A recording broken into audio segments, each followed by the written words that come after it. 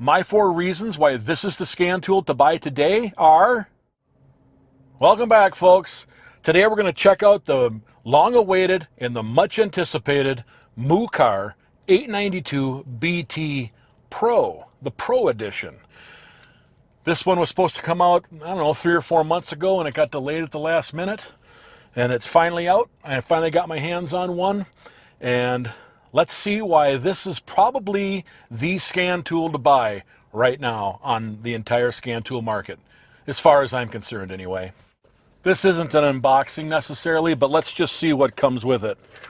You get the packing list, an owner's manual, some packing foam, you get a power brick, a USB-A to USB-C charging cable / data cable, and then over here you got 3 different region connectors that snap onto your power brick depending on what country you're in.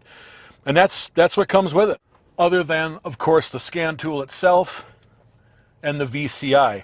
Now, we'll get into this VCI here in a little while, but there's more to this than just a standard vehicle connection interface. This is one of the major reasons why you're going to want to buy this tool as opposed to any of the others on the market right now. This does have a USB-C port on the bottom, so you can connect the VCI to your tablet for a wired connection, or you could connect this to your laptop, and we'll get into that later. It also has a kickstand on the back, nice kickstand on the back, and the best part is the VCI stays on the back with a magnet. Okay, so to start off with, a lot of modern vehicles require your scan tool to be connected to the internet so that you have your bidirectional controls. If you don't have, and that's not the scan tool that requires that, that's the particular vehicle that may or may not require it. And the vehicle we're in is a 2002 Kia K5, and a scan tool in this car without internet connection is able to access for trouble codes and maybe view some live data, but you can't do any bidirectional stuff. So to get around that, I just put my cell phone in hotspot mode and connect the tablet to my cell phone via hotspot. Boom, I got internet anywhere I go. If you're in a shop or anywhere else that already has a Wi-Fi network, you just put this on your shop Wi-Fi or your garage home Wi-Fi and you're good to go. I got the VCI all plugged in, and we're just going to hit enter, and it's going to automatically try and find the vehicle.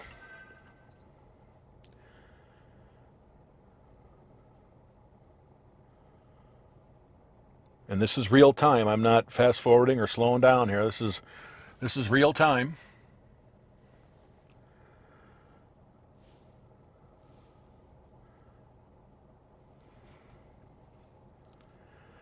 There it is.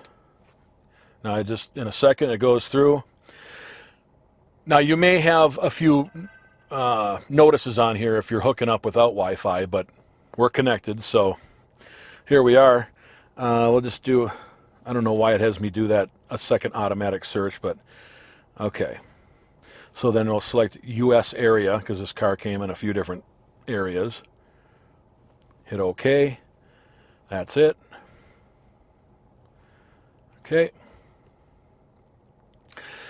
This is not going to be an in-depth, super detailed overall review of this scan tool, because this scan tool is just as good, if not better, than any scan tool on the market right now.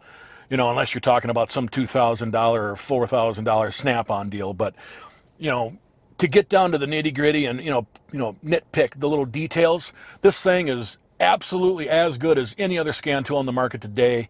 It does everything they all do.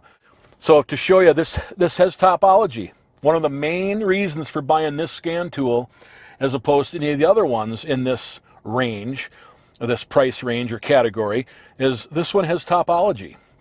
This scan tool also has lifetime free updates, lifetime free software. You don't ever have to worry about having an out-of-date scan tool ever again. This thing will always be updated and connected to the network, so you can always use this on modern vehicles without ever having to worry about paying fees. I just want to show you the Smart Scan A smart scan is a quicker, kind of a quicker scan, and you can see it's going through right now, and it's scanning all the modules. And here's the color code up here. Green is normal, red is abnormal, blue is scanned, and then white is scanning, and then gray there is not equipped. So you can see there are some modules in this car that are gray. They're not in this particular car. This particular vehicle didn't have every option. You can see this vehicle doesn't have any trouble codes. I'm using this vehicle for demonstration purposes. Let's just go into system list. Now here is a list of all of the modules in this vehicle. So for example, I want to show you the live data and some bidirectional controls. Let's go into engine live data here. Now this is going to be every PID that this car has. And so if you see something on here and you don't see it on your car, well, then maybe your car doesn't have that sensor or that data PID in your car's computer. You know, like turbo boost. If you have a non-turbo car, then you're not going to have a turbo boost, and you get what I'm saying. Not every car is going to have the same PIDs. So let's go to live data.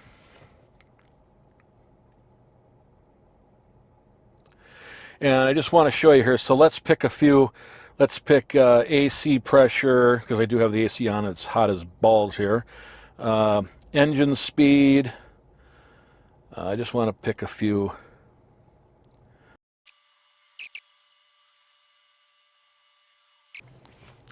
Okay, once I pick a few random data PIDs to look at, then I'll just hit OK. And here they are in kind of line text form. You can see the data changing, and I'll try revving the pedal here and see if a few of these will change. Engine RPM. Or I can hit graph, and you can see it brings all of those up on the same screen as a graph. Or let's say I can bring up one, just touch one of them and it'll bring it up full screen.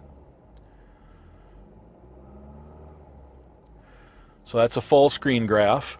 And if I want, I can pinch to zoom. I can zoom in on that. Or I can pinch to zoom out. You know, it depends on if you're trying to look for depends what PID you're looking at, if you're looking for variances. Or I could hit one of these plus buttons and pick AC pressure, or one of these, or a couple of them, and then just go back, and it'll put 3 graphs over the top of each other, or 4. You can add one more. And here are the actual readings down here across the bottom in text form, and up here is in line graph. The live data on this scan tool is really good, so I just wanted to show you that. We're going to go back out here. We'll go back out, and just to show you here, we'll go to, let's just look at actuator tests. These are all the different, high pressure fuel pump control, EGR valve, all these different things can be controlled by the scan tool here.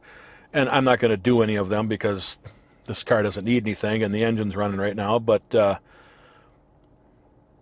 like here's the fan pulse width modulation. You can turn the fan on or off, and let's hit the back button. And then special functions is more bidirectional stuff. Read VIN, write VIN, evap, leak test, lots of stuff. And again, this all is dictated by the vehicle you're plugged into at any given time. This isn't just straight across the board. So anyway, you can go to system list, common special functions, ABS brake bleeding, battery match, brake pad replacement, oil service light reset, airbag reset. Those are the common functions. Coding, different coding functions, hidden modifications. All of this is going to be different depending on what vehicle you plug into. Read password, different passwords there you can read for, I think that's for different keys and stuff. Okay, so I'm going to go back here now that I've showed you the functionality, the basic functionality of the scan tool. I'm going to back out of this. Right here is an exit button down here. I'm going to exit this particular diagnostic session. If you hear that, that's the reminder tone that can be turned on and off in the menu. That's your reminder to grab your VCI out of the data link connector under the dash so you don't lose that. You don't forget that in your car. So anyway, let's go through a few other things here. So this one is Diagnose. So instead of going in through like AutoScan, you can go in through Diagnose, and you can pick your make and model the old way. But as long as you got AutoScan, who uses that? Then you got generic OBD2 that you can use to log into your vehicle and get basic OBD2 data without the vehicle's manufacturer overlay, if you will. This is just what they call generic OBD. And then you've got a vehicle history. This keeps your history of all your, you can see I've been using it on this car so I could get ready to do this video. You've got report. If you want to generate a report, there's a spot in the menu here where you can put in your shop name and your information and stuff, and you can generate a report. And go to feedback. Encounter any problems, you can let them know about it. Then there's Dollar Fix Community, social media platform. I've never used it. And then there's the MUAI, and this is your MUAI Intelligent Assistant.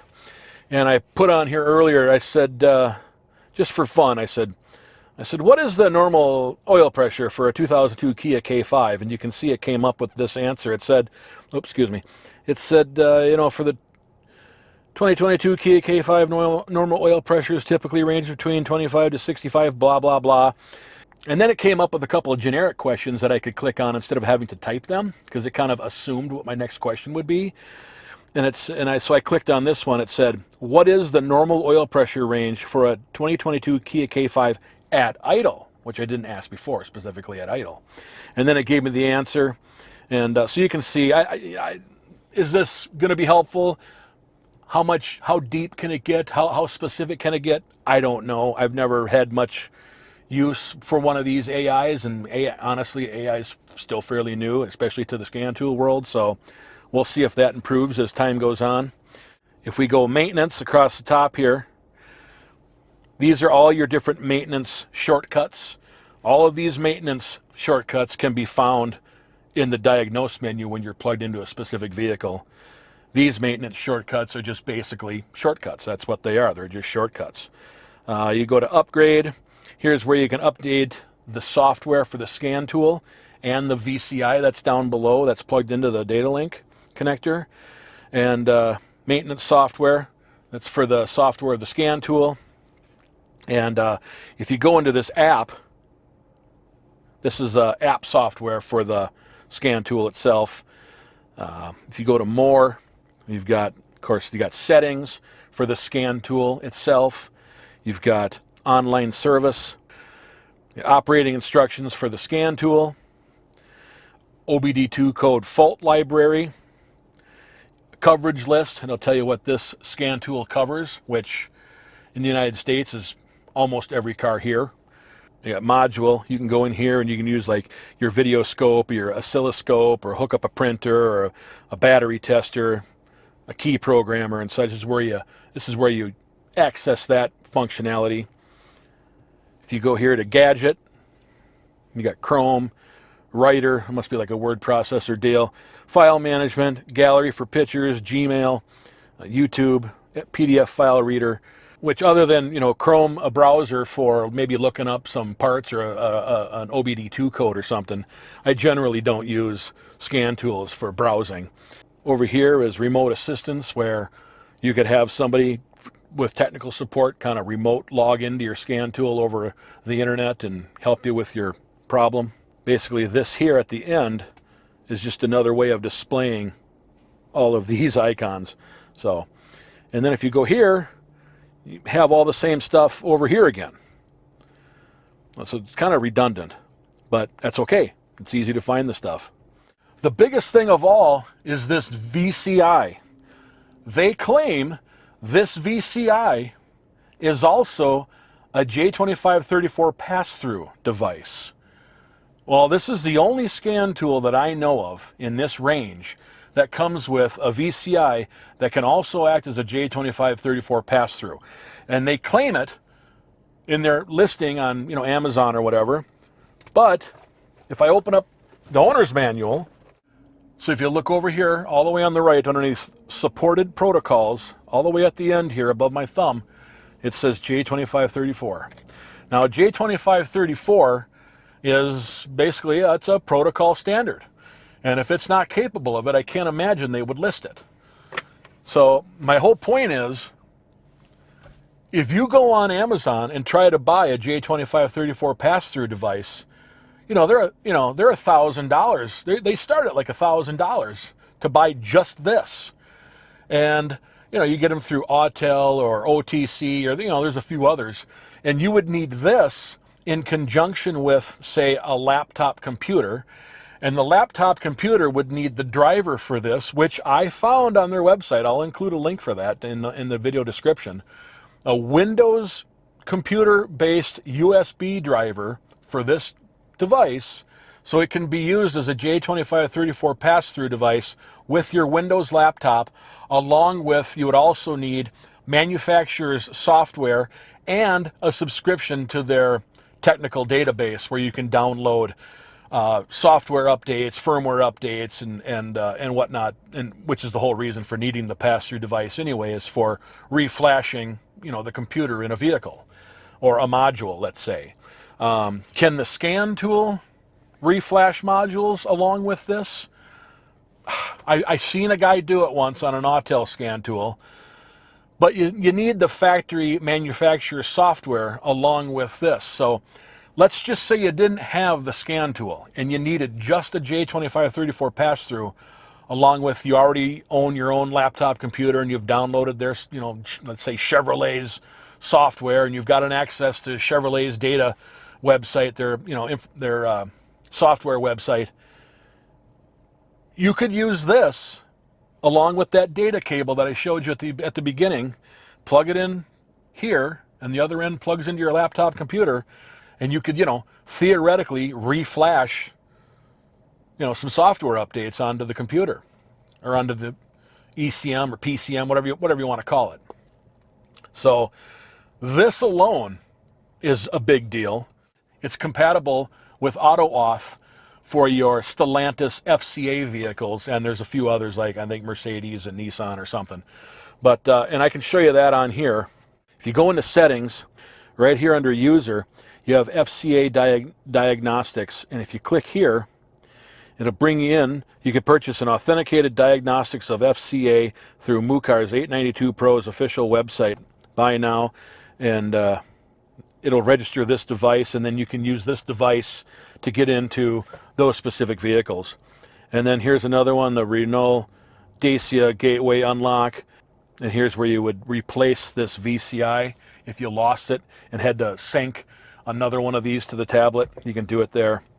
Anyway, without getting too deep into this, because it's not a strict, in-depth how-to step-by-step, this thing does anything any other scan tool can do, and then some.